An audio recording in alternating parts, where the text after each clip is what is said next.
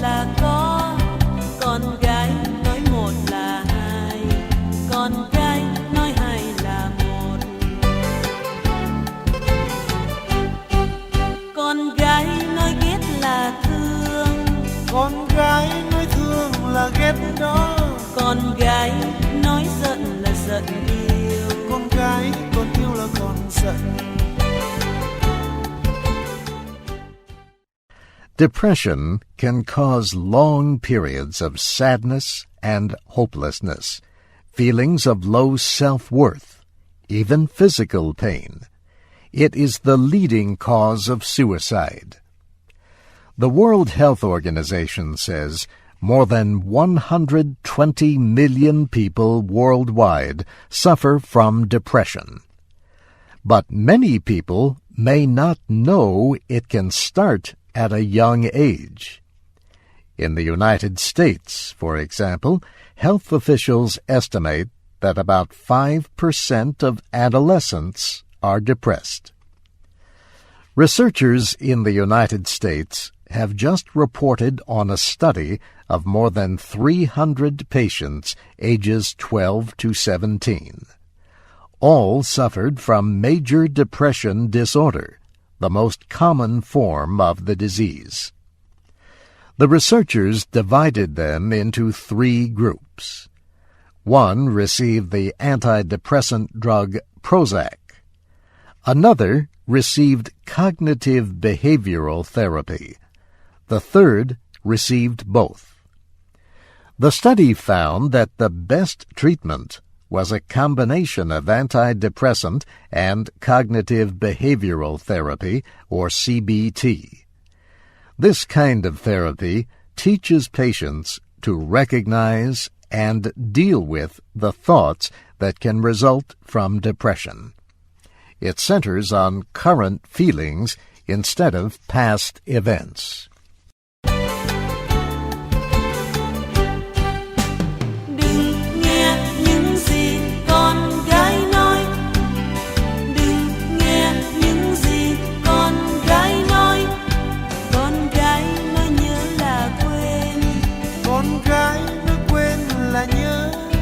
Con gái nói buồn là vui, con gái nói vui là buồn.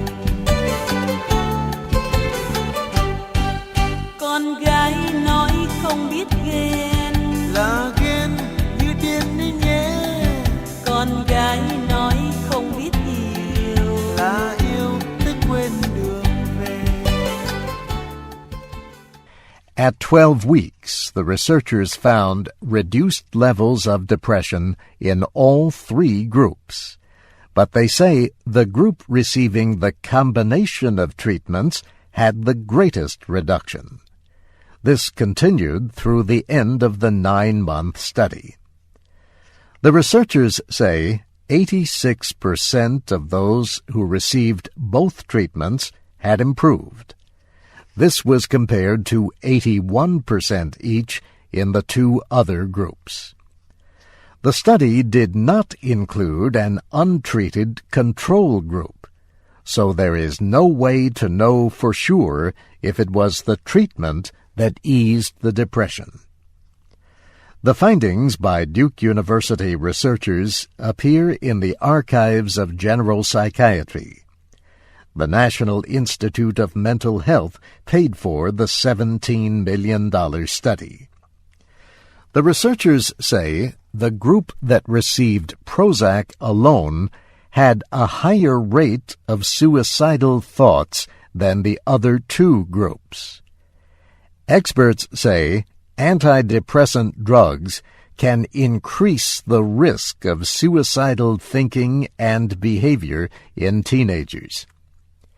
And earlier this year, the government asked drug makers to extend that warning to patients age 18 to 24 during initial treatment. Generally, that means the first 1 to 2 months. I'm Steve Ember.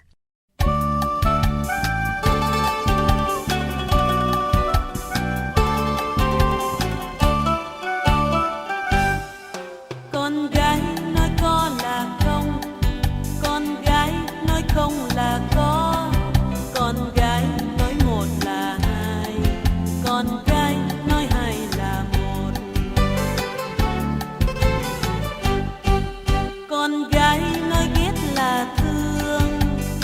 gái nói thương là ghét đó, con gái nói giận là giận yêu. con gái còn yêu là còn giận. Đừng nghe những gì con gái nói, đừng nghe những gì con gái nói. Con gái nói nhớ là quên, Con gái nói quên là nhớ, con gái nói buồn là vui. con gái nói vui là buồn. Con gái nói không biết ghen, Là ghen như điên đấy nhé. con gái nói không biết yêu. Là yêu tức quên đường về. Đừng nghe những gì con gái nói, đừng nghe những gì con gái nói.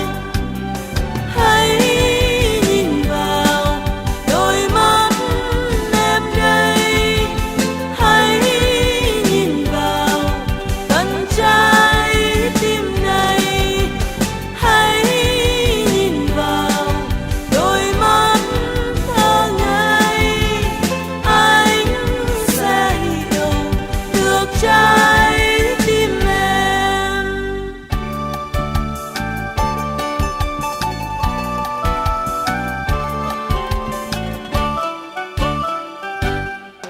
Trời có lúc nắng lúc mưa, Trời có lúc mưa lúc nắng, con gái có lúc hiền như này.